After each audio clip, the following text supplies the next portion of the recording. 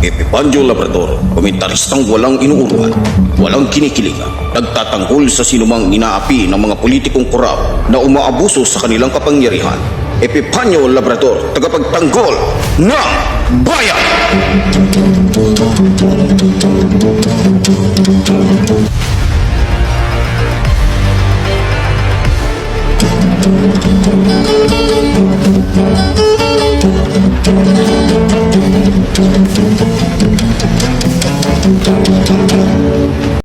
Okay, magandang araw po sa inyong lahat, mga minamahal kong mga kababayan. Pasensya na ho kayo kung di po tayo nakapag-vlog ng maaga. Dahil po sa, yun nga po mga minamahal kong mga kababayan, tayo po ay naghahagilap pa kasi para po dun sa kulang po doon sa hospital, no? At saka para na rin sa maintenance ng aking anak. So medyo nakakalungkot mang sabihin na sa dami-dami po ng ating mga kababayan sa abroad o mga kababayan, ni piso po wala pong nagbigay ng tulong. Pero okay lang po, no? Okay lang po. So pero ganun pa man, nakakahiyaman, parang kumbaga dito sa ating samahan, sinasabi ko palagi na walang iwanan, nagtutulungan, pero tila mali yata ako. Pero ganun pa man, sana isang araw magkaroon ng halaga sa mga Pilipino si Epipandio Labrador, no? Kasi mahirap po na nagsasabi tayo dito ng ganun. Minsan nga naiinggit tayo sa mga vlogger ng mga Duterte na samantalang puro paninira lang ho yung kanila, puro mga kabalbalan, puro walang pero suportado po sila. Karamihan nga sa kanila puro dikotse na. Paramihan sa kanila ay walang mga problema, lahat sagot ng ating mga kalaban. Pero ang iyong lingkod, sabi ko nga, kahit piso, wala man lang ni isa sa libo-libong mga kababayan natin, ni piso, kahit pisong duling, ni isa wala pong nagbigay na o nagpaabot man lamang ng tulong. Pero ganun pa man, ako po yung nagpapasalamat pa rin sa inyong lahat. Salamat po sa inyong lahat, mga kababayan. Salamat din po sa inyong patuloy na pagsubaybay dito po sa ating programa. At syempre, bago po tayo mag-umpisa, mga minamahal ko mga kababayan, binabati muna po natin ang ating mahal na Pangulo Ferdinand Marcos Jr. At maging ang ating minamahal na First Lady Araneta Marcos, Aliza Araneta Marcos, maging ang ating House Speaker Martin Romualdez, no? Maging yung mga kababayan po natin sa abroad, maging yung ating mga kababayan na lagi po natin nakakasama. Maraming salamat po sa inyong lahat. Okay. Okay, sa umaga pong ito, mga minamahal ko mga kababayan,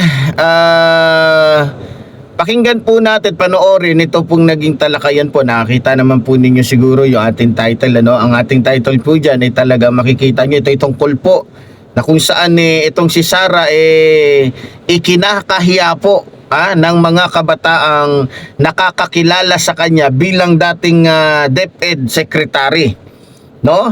So itong usapin pong ito ay tungkol po sa kanyang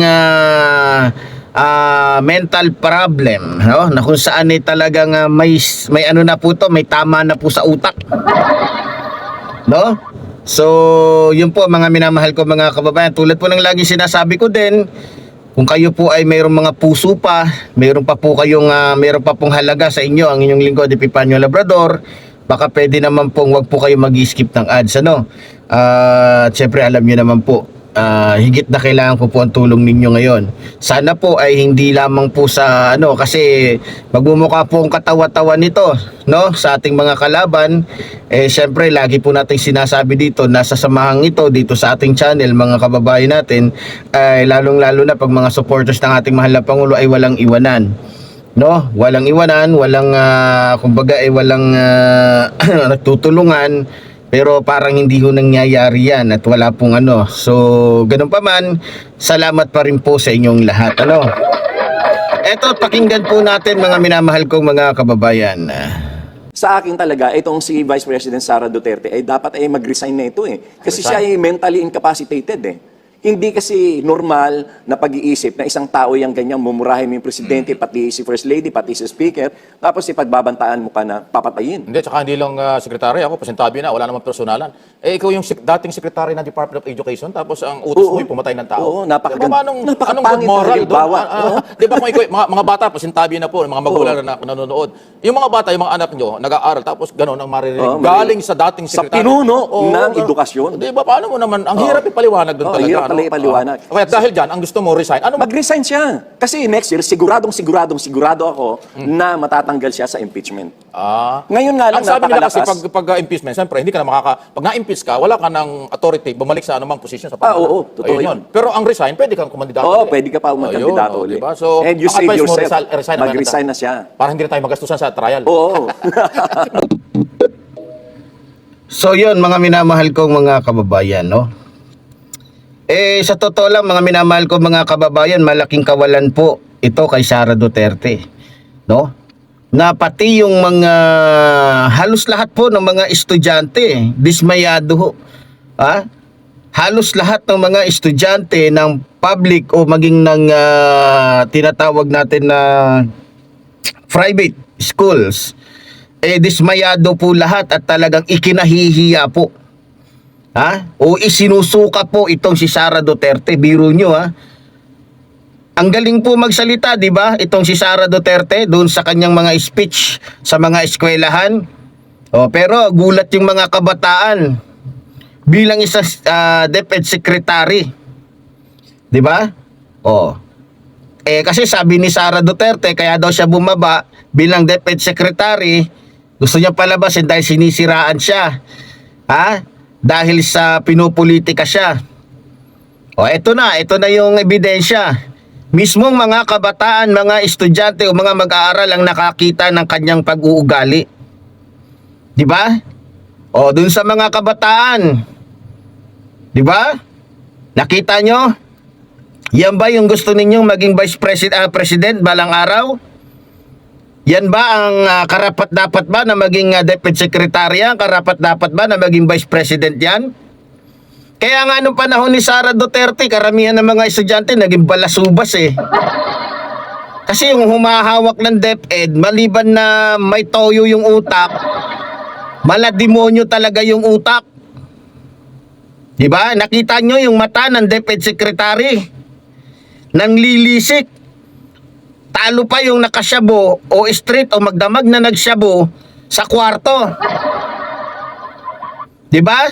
Malaking kahihiyan ka, Sara, para sa mga kabataan. Lalong-lalo na sa mga mag-aaral. Naturingan kang DepEd Secretary. Ito, lumilitaw na yung tunay mong ugali. Na talagang mga demonyo kayong mga Duterte. Mga hayop kayong mga Duterte. Maliban na malandi kang putang ina mo ka. Ayan, nakikita na ng mga kabataan kung ano ka. Narinig mo yung sinabi ni Gadon? Ipasa nyo nga dito to sa malanding Vice President. Nakita mo? Baka gusto mo, Sara Duterte, panoorin yung video mo. Ang galing mo magsalita, Sara Duterte, pero may ano ka pala, may tapak ka pala sa utak. Mga kababayan, yan ba gusto ninyo? Yan ba gusto niya maging Pangulo? Vice President pa lang yan. Hindi pa Pangulo yan. Ang pinagbabantaan yan, Presidente. Sa susunod, ang pagbabantaan na yan, at tatakutin na yan, ay ang mga Pilipino na. Nakita ninyo kung ano ugali ni Sara Duterte? Kahit anong pagpapaganda mo, Sara Duterte, pagpapabango mo, demonyo ka talaga at likas na may sungay ka. Alam nyo, mga minamahal kong mga kababayan, talagang kahit anong tabon, kahit anong pagpapaganda ninyo, lalong-lalo na dun sa mga supporters niya, kahit anong gawin ninyo, mismong yung amo ninyo ang nagpapakita ng kanyang tunay na kulay. Tingnan nyo mga kabataan. Sabihin nyo sa mga magulang ninyo, huwag nyong iboboto itong ano na to. Dahil may tama sa utak ito. Tama po yung sinabi ni Gadon. na dapat mag-resign na siya kung gusto pa niya maging politiko. Pero sa nakikita ko, ganun talaga ang mangyayari nito. Pag nakita ni Sara na talaga, kasi nakita nyo, bumubuhos na po talaga, bumubulugso. Bagamat pinipigilan ng ating mahal na Pangulo, talagang hindi mapigilan. Kalooban at kagustuhan ng taong bayan na talagang siya ay paalisin. Dahil may tama nga sa utak ito. Dapat dito kay Sara, magpagaling ka muna. Nakakalungkot nga kasi maliban na may sakit ito, yung sakit na, ano tawag nito, yung nanginginig yung katawan pag hindi nakakapagnakaw.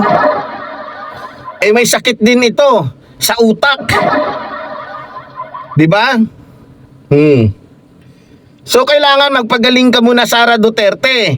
Ngayon kung pag magaling ka na, tsaka ka bumalik sa pagiging politiko o politika. O tsaka ka bumalik sa sumabak muli sa politika. 'Di ba? Kasi delikado ka. Kumbaga sa para kang asong humalo doon sa mga imported na aso. Para kang asong ulol. 'Di ba? Kaya Sara Duterte, magpagaling ka muna. Kung ako sa iyo, mag-resign ka na. Kasi sa ayot sa gusto mo, talagang mai-impeach ka. Dahil 101% yung ebidensyang kayang patunayan para ikaw ay makulong o papapanagutin sa iyong mga kasalanan. Kahit ano pang gawin mo, kahit magbayad ka pa, ubusin ninyo yung trilyon-trilyon ninakaw ng tatay mo, o bilyon-milyon o trilyon-trilyon na ninakaw ninyo, hindi yan uubra dahil taong bayan na ang kalaban ninyo. Biro mo lahat ginawa para lang tabunan yung kasalanan niya booking pa rin dahil yung mga binayaran niya nag-away-away. May video pa nga na pinalabas yung PNP. Katunayan, ito grabe na, hindi na to malulusutan ni Sara. Lahat ng galawan niya talagang lantaran na. May video. Hawak ng PNP na yung mga pumunta pala doon sa rally, halos 99% na nandoon ay bayad. Yan ang sinasabi ko sa inyo, Sara, kahit anong pagpapalusot mo, hindi ka na nga makakalusot dahil Diyos na ang kalaban mong demonyo ka. Hindi na to labanan ng labanan na to ng Diyos at ng mga demonyong katulad ninyo. Kahit paanong gawin ng tatay mo, gawin nila Bongo, nila Bato, wala na kayo. Hindi na kayo makakalusot. Hindi na kayo makakalusot dahil kalooban na ng Diyos Ama ang nangyayaring ito. Hindi na kalooban ng tao. Tingnan nyo, ang kalooban ng aming mahal na Pangulo, iligtas ka. Dahil naaawa siya sa'yo dahil ang tingin niya, parang may tama ka na talaga sa utak. Pero wala talagang taong bayan ang may gusto na lumayas ka na dahil pahirap ka lang sa Pilipinas. Hindi ka nagbibigay ng magandang impluwensya. Masamang impluwensya ang binibigay mo. Mga kabataan ngayon sa'yo, dismayado, Sara. Dahil ibang-iba yung nakita nila doon sa nakakala mo maganda, mahinhin, yung pala, pokpok. Dismayado yung mga kabataan sa'yo. DepEd Secretary, ikaw lang yung kauna-unahang DepEd Secretary na Makati yung mani.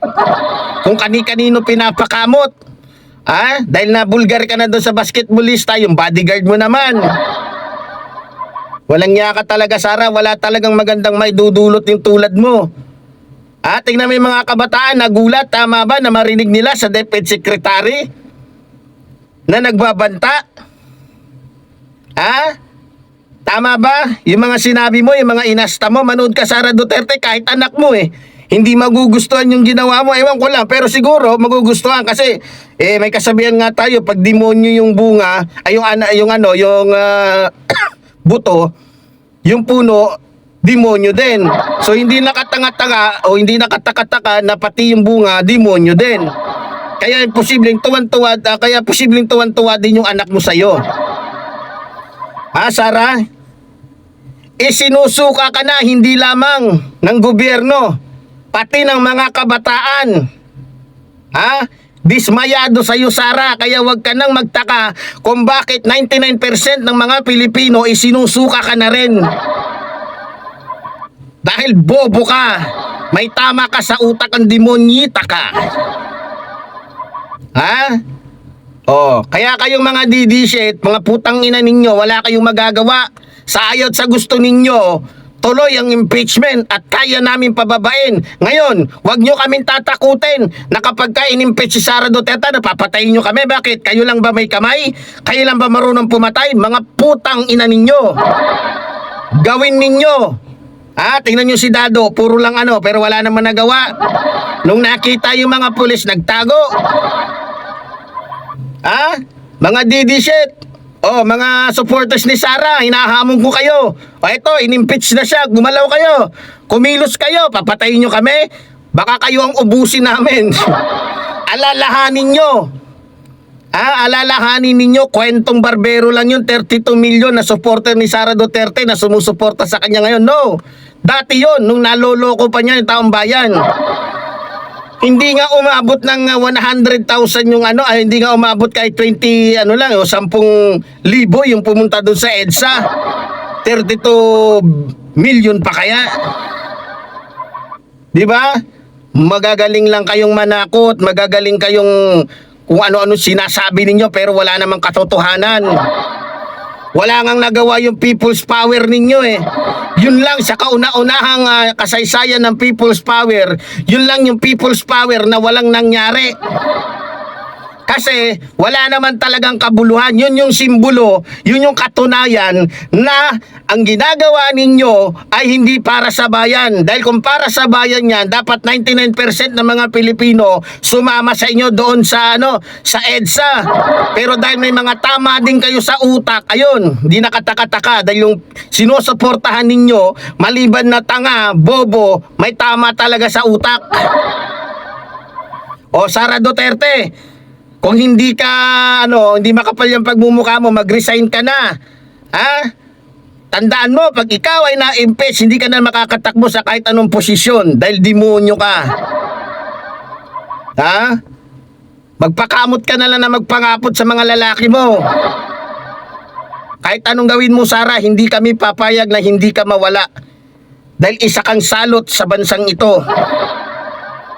At saka paalala ko nga pala, lahat ng mga kalyado ni Sara, wag niyong iboboto yan. Hindi lang salot yung mga yan, mga kawatan yan. Pahirap lang yan. Maswerte nga lang to si Robin dahil, diba? Dahil kung tatakbo uli ngayon yan, wala na yan, hindi na yan. Diba? Pero ganun pa man, wala tayong magagawa. Sinuwerte yung gago Nabudol tayo. Diba? Kaya sa mga kababayan natin na wag po natin suportahan yung mga hayop na yan. Manatili po tayo sa presensya ng ating mahal na Pangulong Ferdinand Marcos Jr. Manatili po tayo sa presensya na kung saan ang ating Pangulo ay nagbibigay po sa atin ng pag-asa na kung saan tayong lahat ay haharap sa bagong Pilipinas. Kaya mga kababayan ko, muli po tulad po ng sinasabi ng lingkod, mabuhay po ang ating ng bayan, mabuhay po nagmamahal sa ating ng bayan. Maraming salamat po.